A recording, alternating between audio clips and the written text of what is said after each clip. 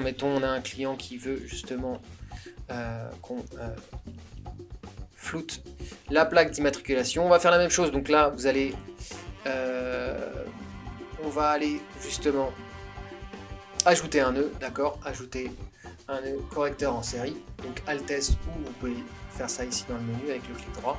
Voilà, on va aller renommer, on va l'appeler flouter aussi. Voilà, une fois que vous êtes sur ce nœud là, c'est quasiment le même principe, donc là on va bien faire en sorte qu'on se remet ici sur notre première image, hein. Et là du coup on va aller gérer dans le Power Window, pareil. Cette fois-ci on va se simplifier la vie, on va aller prendre une forme rectangulaire. Je vais aller ensuite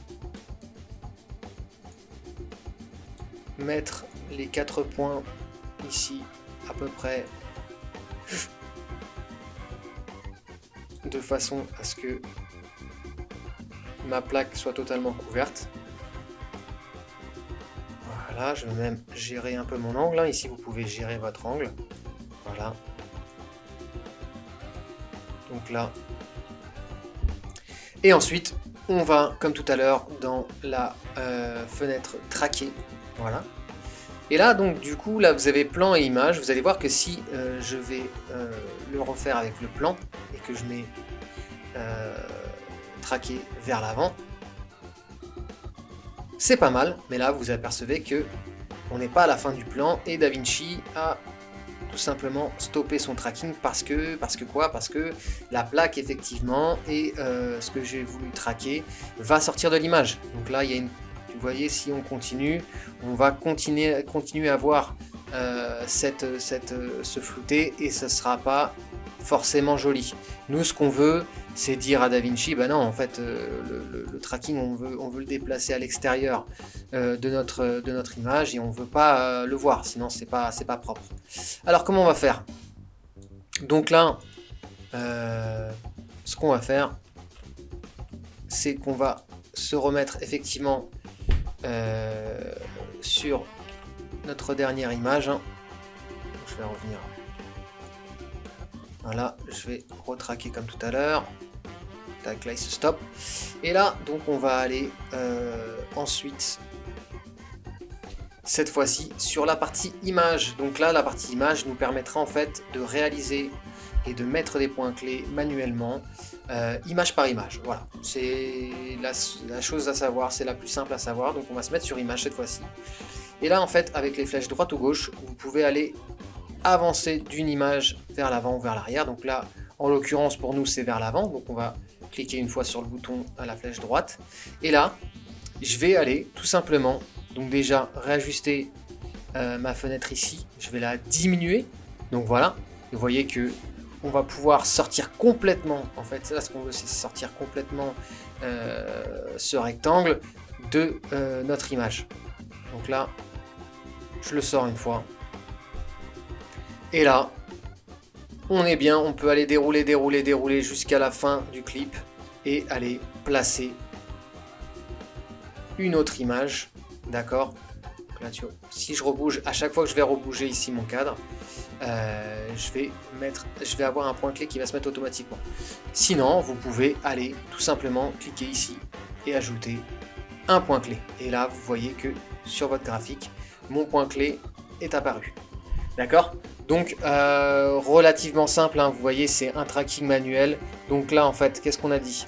On a dit au début, on a traqué avec le mode plan jusqu'à ce que notre logiciel DaVinci nous dise, bah écoute, là, ça va être un peu dur. On est arrivé effectivement à cette zone-là, d'accord? Et là, on lui a dit, bah écoute, on va reprendre la main. Donc on s'est mis sur image et on a continué à traquer. Donc là, vous pouvez le faire image par image, hein, si vous avez effectivement une autre vidéo où le plan sort et revient. Bah, s'il revient, si votre image revenait dans le champ, bah, je vais réajuster en fait et je vais remettre tout simplement mon tracking où je dois le pister, d'accord? Et ainsi de suite, vous allez le faire à la main, vous avancez d'une image par image et ensuite si ça sort comme ici de l'image, je vais aller effectivement le sortir complètement du champ. Voilà, donc là en fait on l'a traqué. Et pareil, ensuite on va le flouter. Donc là je vais vous montrer une autre solution cette fois-ci pour le flouter, pour qu'on puisse voir différentes options bien évidemment. Là on va se diriger cette fois-ci sur cet onglet là, flou, voilà. Et je vais aller du coup gérer ici mon flouté. Donc si je vais en bas, alors ça c'est aussi une bonne occasion de vous montrer comment on rajoute de la netteté. Donc si je descends mon curseur, je vais rajouter de la netteté. Donc là, attendez, je vais un peu agrandir. Voilà. Donc là, vous voyez, si je le remets par défaut, donc si je double-clique ici, je le remets par défaut. Voilà, je peux aller ajouter de la netteté, regardez. Là, ma plaque d'immatriculation, je lui ajoute de la netteté. Nous, ce qu'on veut, c'est l'inverse. Donc on va aller effectivement reculer, reculer, reculer. Et si je fais Shift H, pardon, je vois qu'on est en train de bien évidemment gérer ici notre flou sur la plaque d'immatriculation. Voilà, j'ai géré mon flouté tout simplement cette fois-ci sans effet. On l'a fait directement avec notre petite fenêtre floue. Et là, du coup, je suis au max quoi. Voilà, du coup j'ai réalisé mon flouté ici, et là je viens de m'apercevoir que, hop, là vous voyez, j'ai mal géré mon flouté, donc là je vais aller modifier, donc ça c'est la bonne occasion pour modifier notre image. Je vais aller du coup, je resélectionne le nœud, je vais retourner dans mon tracking, et là je vais aller agrandir cette fois-ci le Power Window, je vais continuer, voilà, et là il va me traquer cette fois-ci correctement, vous voyez, et là encore on peut aller dans le détail. Vous avez vu que on a encore un problème ici, donc on va y aller image par image.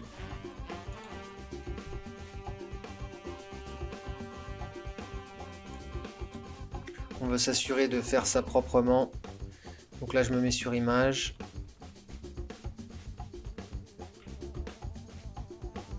Là, ici, voilà, le détail est là. On va aller agrandir. Et là, vous avez vu qu'automatiquement, j'ai un point clé qui vient s'ajouter.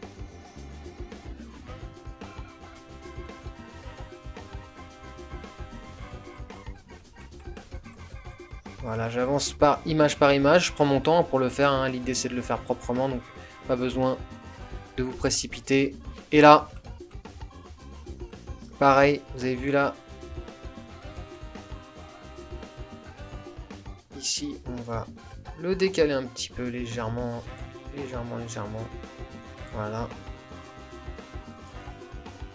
Encore une fois, et là, je peux le sortir complètement, puisque là, la plaque d'immatriculation, on la voit plus. Donc n'hésitez pas à ajuster la fenêtre ici, et cette fois-ci, la sortir complètement.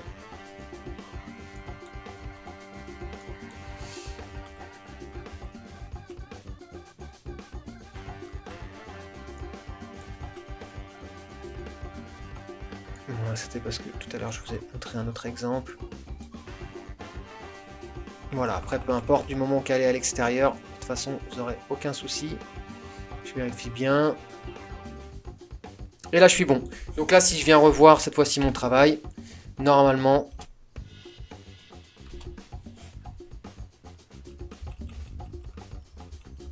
Vous voyez là j'appuie sur P pour avoir le mode cinéma, pour revoir correctement.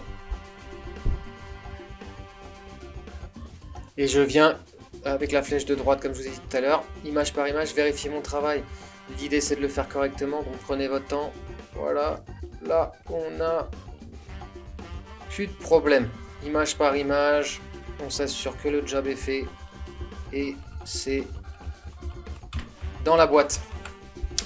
Voilà, c'était un tuto sur comment traquer et flouter de deux manières différentes, hein, avec le flou mosaïque qu'on a vu sur une personne sur un banc, donc avec peu de mouvement.